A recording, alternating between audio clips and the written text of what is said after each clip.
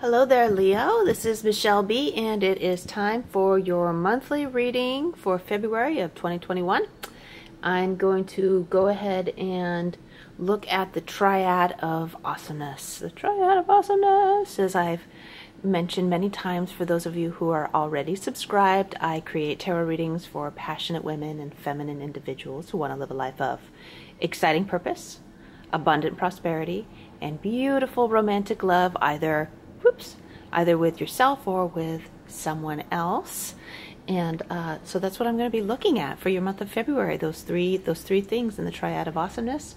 I'll start with a quick overview for those of you who are just going to be watching through YouTube, and then if you want to go in deeper into a comprehensive, like, pardon the noise of the train going by, you can go check that out on Vimeo, and the link to the video is in the description box below. So without any further ado, what I'm going to do is I'm going to go ahead and start with, for you, what to embrace and what to leave behind. They just fell right out, Leo. What to embrace and what to leave behind. I think that top one is what to embrace, and the bottom one is what to leave behind. They're both twos.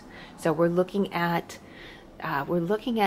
making a decision, not juggling.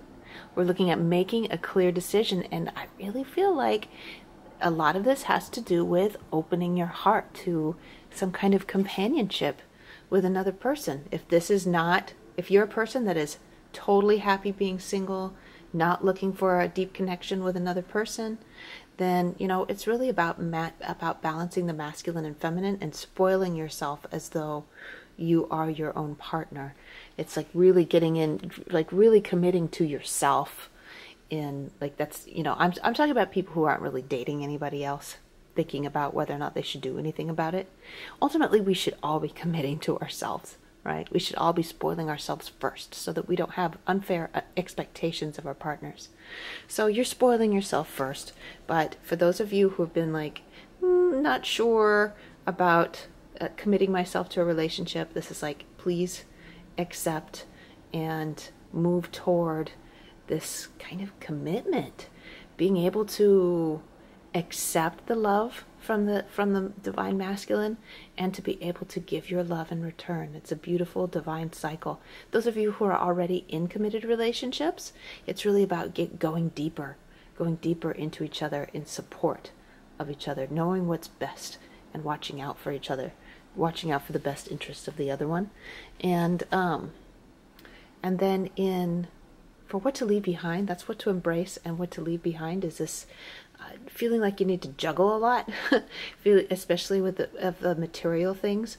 It can be both taking on too much. In the past, perhaps you've been taking on too much, doing too many things, but it's also about, I had it on the tip of my tongue right before I just kept talking. Shit. It'll come back to me maybe. I gotta get on with this. But it's like I really feel like it's like a commitment to what's most important to you right now. Instead of feeling like you need to have a little bit of everything, you've really committed to deciding in the month of February, deciding what is most important to you at this time. And putting your full love into that. So like, no more splitting your energy in multiple directions. It's all about focusing on what's most important in the emotional realm and then materializing it into reality. So now let's look at that triad of awesomeness that I just mentioned. I don't want to take that one yet. I want to shuffle this a little bit. Okay. I wanted to start with the purpose. Looking at the purpose, the prosperity, and the connection, the romantic love, looking in deeper into that. So with your purpose, and I'm also going to integrate what to embrace and what to leave behind in the rest of the storyline, all three of those subjects blend into each other. The vibrations will bleed over into each other and affect each other. So that's why I feel like even if it's a romantic kind of what to embrace, it's going to affect your purpose, because you're going to be thinking, if you're fully in commitment with someone, you're going to be thinking, how does this affect the people that I love? And I see this 10 of Wands as being the energy of feeling like you're juggling too much, I think this is an energy of the past, doing too many things, got too many pots on the stove.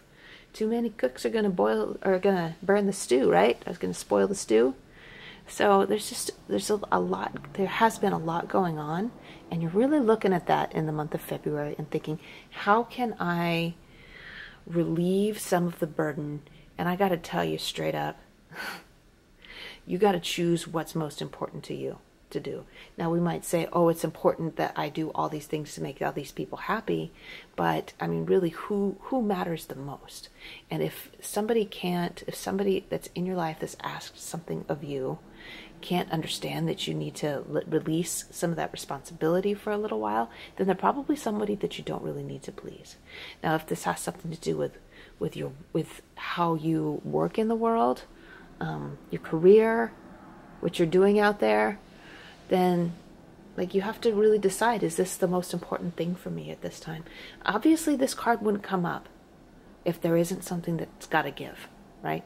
There's got to be something that you've got to let go of some of these sticks. So there's got to be something that you can let go of. Otherwise, the tarot wouldn't have even brought it up, that it's something that you're going to need to release.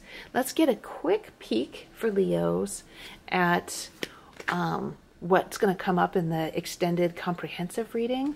Just a little peek at what we have to go over in that area. There's the Empress. One more, please. There it is. Very strong, defined feminine energy. I love this. The Queen of Pentacles and the Empress both being here. They're both very earthy energies.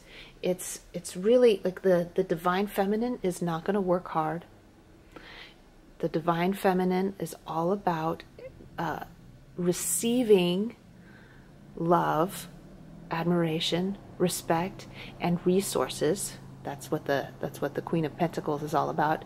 It's about receiving from others and using the abundance that's received from others to its greatest efficiency rather than working hard. So once you can release some of these extra burdens, you can work smarter and you will be so much more efficient at the things that you do for other people. Both of these, the Queen of Pentacles and the Empress, are both all about supporting the people that they love the most, particularly their family, their immediate family, if you have children or whatever. You can be way more efficient if you release or allocate some of those responsibilities to people that are really better suited to that work. If you're in the mindset that I'm the only one that can do these things, that's perfectionism, and it will not go anywhere. The Empress is not a perfectionist. She just creates out of love, and she releases it into the world, and she's not at all concerned with whether or not other people are going to love it or not. She just does it. But the thing is that people love it anyway. Let's take a look real quick at what to expect for the month, or what you need to know for the month ahead in the realm of your economic prosperity. We have the Seven of Swords in reverse. Let me get a good gander at this and really feel the intuitive downloads of what's going on with this guy. What do you think? What do you think about this guy? Does he look like he's got your best interests in mind? I might need to clarify this guy a little bit to see what's going on with him. This is really interesting. Typically, the Seven of Swords represents some kind of sneaky behavior, suspicious, sneaky behavior. If there's somebody in your environment that you're giving resources to, this is and they're not using the resources that you're giving them. I mean, particularly money. They're not using those resources to their highest potential. And they're not using the resources with honor. Okay. So the thing about the way that money cycles, this is a very spiritual cycle. Money is it's almost like it has its own divine intelligence, and that it likes to flow in positive, beneficial directions. So if you're giving money to someone and they're using it to buy things or spend money on things that are not purposeful, that are actually making the lives of themselves and others a little bit worse, then it will block your abundance flow. Money will not want to go in that direction. And the main thing that stops it is your own mentality. So when you're handing resources to someone and you're thinking, I don't want them to use this for something bad, that stops your money flow.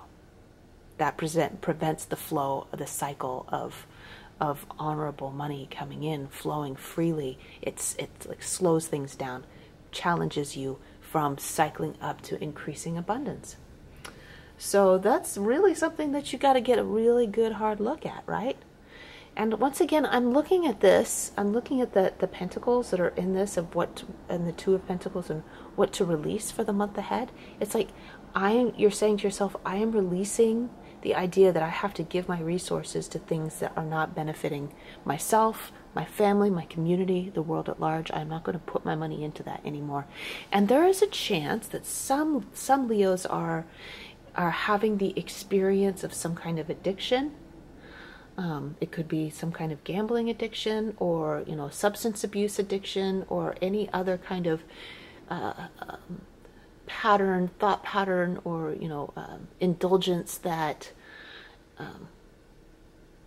brings their energy down, makes them tired, makes them feel scarcity of some kind. So that's something that you really need to look at. Is this the way that I really want to spend my cycles of resources? So let's get a little peek as we go a little bit deeper in the extended reading. That's going to be on Vimeo. The link will be in the description box below. Let's get a little peek at what we're going to talk about regarding this card. There's another 7, the 7 of Pentacles. It's about being impatient. Should I work hard? And yeah, being in a deep state of illusion. Yeah, a disconnection, an illusion about what is really going on in this area. But it's like, it's good.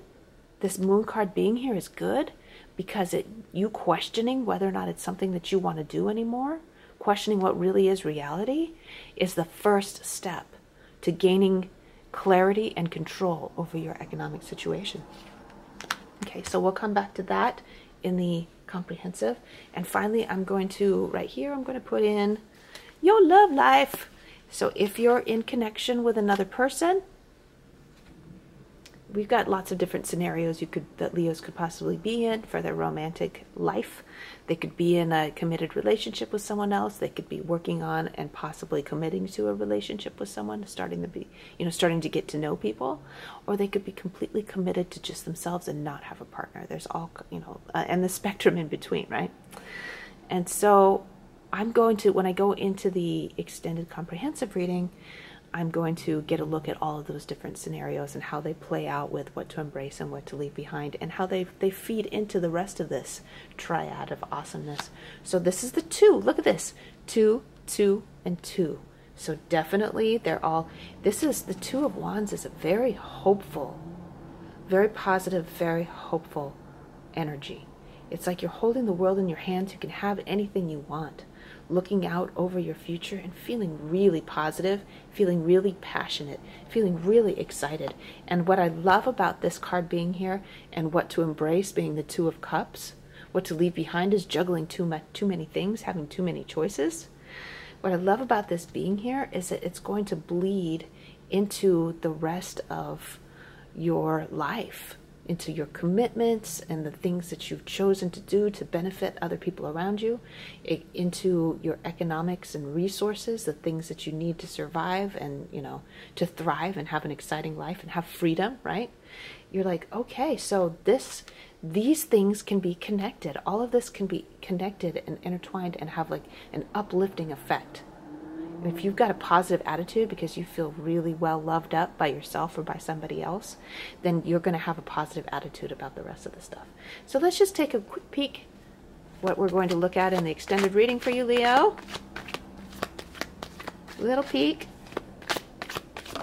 Yeah, Hierophant, which is definitely about commitment for sure. Like it's this, like a spiritual connection. a vulnerable spiritual connection, and the connection goes beyond just the mundane day-to-day stuff. It goes deeply into the spiritual realm. It's like the whole package. It's not just like we do things on an everyday basis and we share resources and that's it, or it's not just sexual. It's a whole package kind of connection. Very good. It's like your life purposes are dovetailing. Your storylines, your lifetime storylines are going together. It's all coming together. And there's the King of Wands. The King of Wands is representative of all the fire signs and the personality archetypes, but particularly Sagittarius, but it could be Leo or Aries as well. But that wand energy in your love, in the at the realm of love, and this could be, you know, deep intimate friendship connections, and it also can be your family too. But it has to do with feeling deeply spiritually led in the connections that you have and how you're feeling about yourself. Okay, so I'm going to close it out there. If we leave this here for your month of February, that's awesome. Great. I hope that it's benefiting you and you're going to have, and it's going to be really great. But if you want to go a little bit deeper and find out more, I'm going to go another 20 or 25 minutes about this, talking about like the big picture of what's going to happen in February and how that feeds into the rest of your timeline. And you can find the link in the description box below over to Vimeo. So love you guys. Bye, Leo.